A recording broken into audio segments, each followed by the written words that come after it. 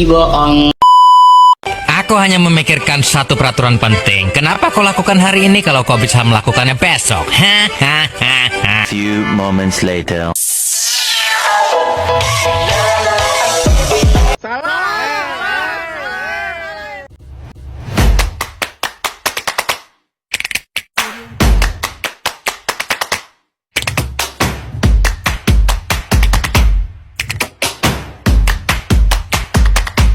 Rangkum 6 pertemuan materi di mata kuliah manajemen kinerja ini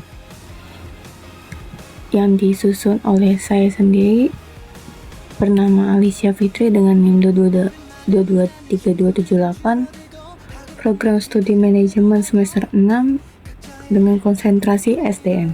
Materi pertemuan pertama yaitu arti penting dan manfaat manajemen kinerja. Manajemen kinerja yaitu proses sistematis untuk meningkatkan kinerja individu dan tim.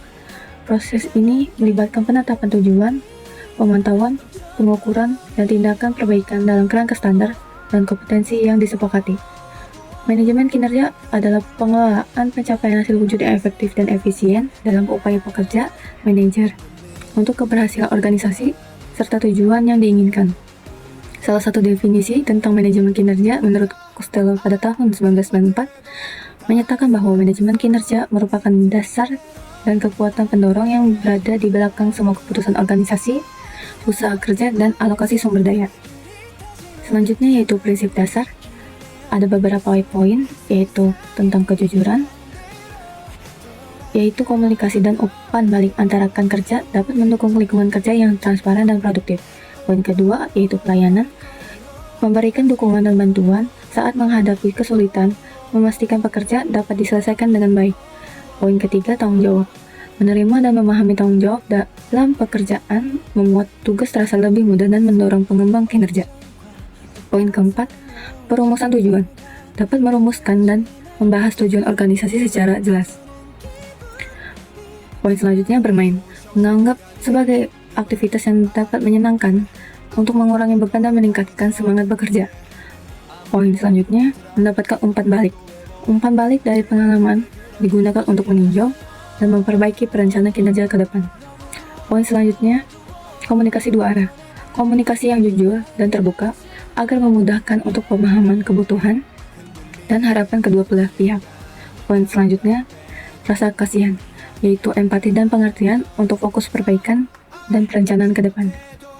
Poin selanjutnya, kerjasama, kolaborasi yang baik antar pekerja untuk mencapai tujuan organisasi secara maksimal.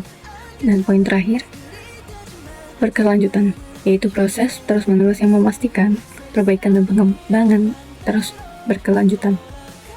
Bagian selanjutnya yaitu ada proses. Yang pertama, masukan.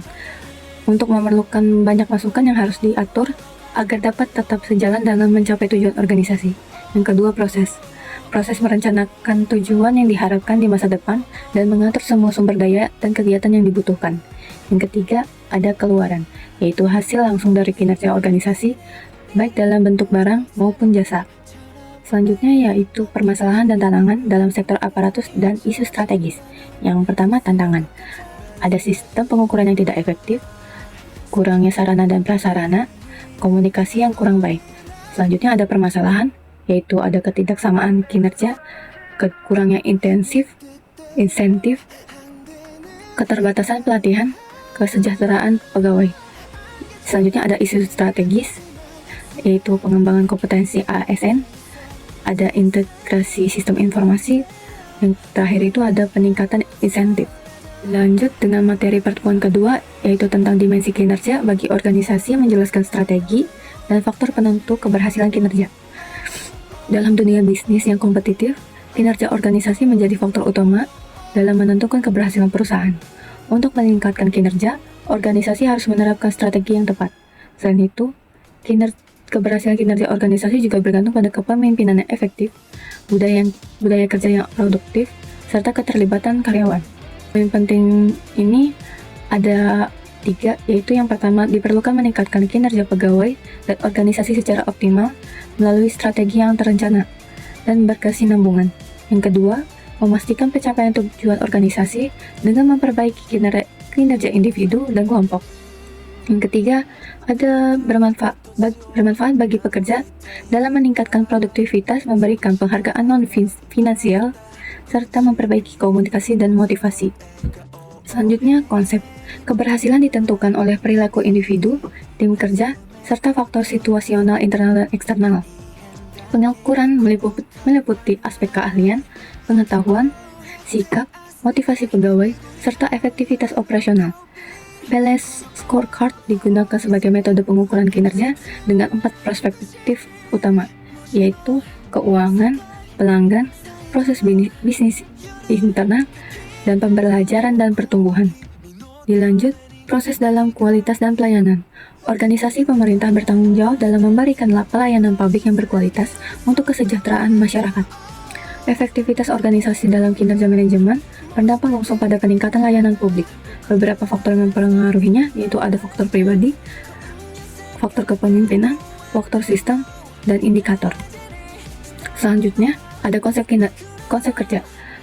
Manajemen kinerja fokus pada pencapaian outcome, proses, dan input yang digunakan. Faktor penting dalam manajemen kinerja meliputi faktor individu, faktor kepemimpinan, faktor tim, faktor sistem, dan faktor kontekstual.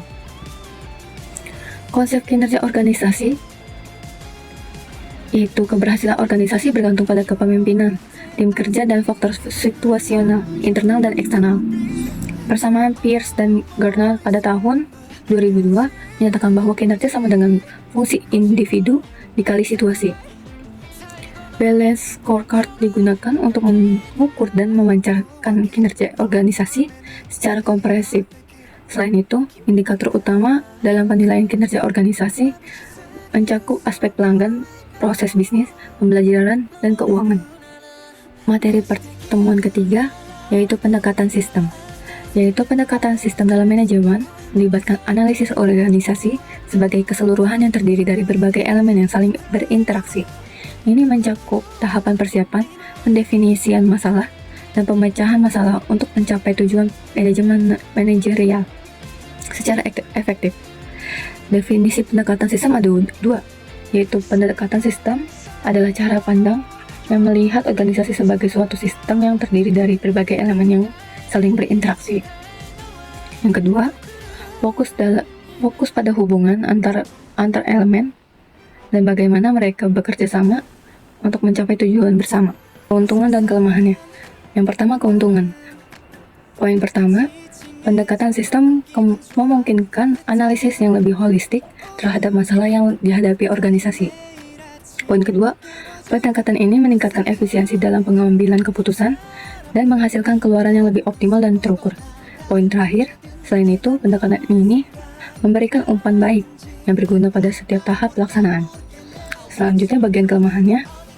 Poin pertama, salah satu kelemahan dari pendekatan sistem adalah kemungkinan terjebak dalam perhitungan yang terlalu terinci, yang dapat menyulitkan pengambilan keputusan. Poin terakhir, pendekatan ini juga memerlukan waktu dan sumber daya yang lebih untuk analisis yang lebih mendalam. Selanjutnya, ada tahapan pendekatan sistem. Yang pertama, upaya persiapan, yaitu melihat perusahaan sebagai suatu sistem, mengenal sistem lingkungan yang memengaruhi organisasi, mengidentifikasi subsistem-subsistem yang ada dalam perusahaan. Yang kedua, upaya pendefinisian masalah, yaitu menganalisis bagian-bagian sistem dalam urutan tertentu, melanjutkan dari tingkatan sistem ke tingkat subsistem untuk memahami masalah secara mendalam. Yang ketiga, upaya pemecahan masalah, mengidentifikasi solusi-solusi alternatif, mengevaluasi dan memilih solusi yang terbaik, mengimplementasikan solusi, dan menindaklanjuti untuk memastikan efektivitasnya. Selanjutnya, materi pertemuan keempat yaitu model strategis planning. Strategis planning atau perencanaan strategis merupakan proses yang dilakukan suatu organisasi untuk menentukan strategi atau arahan, serta mengambil keputusan untuk mengalokasi sumber dayanya guna mencapai tujuan jangka panjang. Karakteristik utama ini ada 5, yaitu yang pertama, berfokus pada masa depan dan jangka panjang. Yang kedua, melibatkan pengambilan keputusan tingkat tinggi. Yang ketiga, mempertimbangkan faktor internal dan eksternal. Yang keempat, menyelaraskan sumber daya dengan tujuan strategis. Yang kelima, bersifat fleksibel dan adaptif terhadap perubahan. Model General Office, yaitu kerangka kerja manajemen strategis yang menggambarkan proses sistematis dalam penyusunan, implementasi, dan evaluasi strategi organisasi. Model GOSM ini terdiri dari 3 tahap inti, yaitu yang pertama formulasi strategi, 2 implementasi strategi, 3 evaluasi dan pengendalian strategi. Selanjutnya ada manfaatnya, yaitu yang pertama menentukan batasan usaha atau bisnis, yang kedua mengarahkan dan membentuk kultur perusahaan, yang ketiga memberikan arah perusahaan, yang keempat memudahkan penyusunan rencana kegiatan dan anggaran tahunan. Selanjutnya ada model yang sering digunakan, yang pertama SWOT analysis, yang kedua balance scorecard, yang ketiga Porter's 5 Force, yang keempat ada pestle analysis. Lanjut ada teknik penyusunan. Yang pertama menentukan visi dan misi, kedua analisis lingkungan, ketiga penentuan sasaran dan strategi, keempat implementasi strategi, yang kelima evaluasi dan kontrol. Selanjutnya materi pertemuan kelima yaitu ada teknik pengukuran kinerja. Pengukuran kinerja adalah proses yang digunakan untuk menilai efektivitas dan efisiensi suatu organisasi dalam mencapai tujuan yang telah ditetapkan. Teknik ini melibatkan penggunaan indikator kinerja yang relevan untuk memberikan umpan balik yang berguna dalam pengambilan keputusan manajerial. Pengukuran kinerja adalah proses sistematis untuk mengevaluasi seberapa baik individu atau organisasi mencapai tujuan yang telah ditetapkan. Tujuan dari pengukuran ini ada 3, yaitu menyediakan informasi yang diperlukan untuk pengambilan keputusan strategis. Kedua, meningkatkan akuntabilitas dan transparansi dalam organisasi. Yang ketiga, ada mengidentifikasi area yang memerlukan perbaikan dan pengembangan. Selanjutnya, metode pengukuran. Yang pertama ada skala penilaian. Menggunakan skala monomerik untuk menilai kinerja, di mana skor tinggi menunjukkan kinerja yang baik. Yang kedua ada checklist. Menggunakan daftar pernyataan untuk menilai perilaku karyawan dengan pilihan ya atau tidak. Yang ketiga ada metode 360 degree feedback, yaitu mengumpulkan umpan balik dari berbagai sumber, termasuk atasan, rekan kerja, dan bawahan. Selanjutnya ada indikator kinerja. Yang pertama kuantitas, mengukur jumlah output yang dihasilkan dalam periode tertentu. Yang kedua kualitas, menilai standar dan keakuratan hasil kerja. Yang ketiga ketepatan waktu, mengukur seberapa baik karyawan memenuhi tenggat waktu yang ditetapkan. Yang terakhir, materi pertemuan 6 tentang teknik strategi dan analisa kebutuhan kompetensi. Teknik analisa kebutuhan kompetensi ada beberapa teknik utamanya yang meliputi yang pertama mengamati secara langsung perilaku dan kinerja karyawan di lapangan untuk menilai kesesuaian antara kompetensi yang dimiliki dan yang dibutuhkan. Yang kedua, kuesioner dan wawancara. Yang ketiga, analisis dokumen. Yang keempat, assessment center dan multi-asesi. Pengertian kompetensi. Kompetensi adalah seperangkat pengetahuan, keterampilan, dan sikap yang harus dimiliki seseorang untuk melaksanakan tugas atau pekerjaan dengan baik. Menurut Spencer, pada tahun 1993, kompetensi adalah karakteristik yang mendasari seseorang berhubungan dengan kinerja yang efektif. Selanjutnya, pengertian soft skill dan hard skill. Yang pertama itu soft skill, yaitu bentuk kompetensi dasar yang menunjukkan cara seseorang berperilaku dan bertindak agar dapat melaksanakan pekerjaannya secara efektif. Konsep mengenai kompetensi soft skill ini sejatinya merupakan bagian dari pengembangan konsep yang lebih luas, yaitu kecerdasan emosional atau emotional intelligence. Selanjutnya ada pengertian hard skill, yaitu jenis kompetensi yang diberikan gambaran tentang apa yang perlu diketahui dan dilakukan oleh seseorang agar dapat melaksanakan tugasnya dengan baik. Kompetensi ini meliputi penguasaan terhadap ilmu pengetahuan, teknologi, dan keterampilan teknis yang berhubungan dengan bidangnya. Selanjutnya ada jenis-jenis soft skill. Secara umum, soft skill itu terbagi ke dalam 2 kelompok utama, yaitu kemampuan untuk mengelola diri sendiri atau intrapersonal skill, seperti tanggung jawab, pengendalian diri, integritas, dan rasa percaya diri. Dan kategori yang kedua, kemampuan interpersonal, atau kemampuan yang berinteraksi dengan orang lain, atau interpersonal skill, seperti kemampuan beradaptasi dengan orang lain, berbagi ilmu dengan orang lain, negosiasi, bekerja dalam tim, dan kemampuan memimpin. Selanjutnya, identifikasi kompetensi aparatur, yaitu proses menentukan kemampuan, pengetahuan, dan keterampilan yang diperlukan oleh seseorang aparatur untuk melaksanakan tugas dan tanggung jawabnya secara efektif. Proses ini sangat penting untuk memastikan bahwa aparatur memiliki kompetensi yang relevan dengan peran yang mereka jalankan. Ada faktor yang mempengaruhi kompetensi ini, yaitu keyakinan dan nilai, keterampilan, pengalaman, kepribadian, motivasi, isu emosional, kemampuan intelektual, budaya organisasi. Sekian dari pemaparan materi, kurang lebihnya mohon maaf. Wassalamualaikum warahmatullahi wabarakatuh.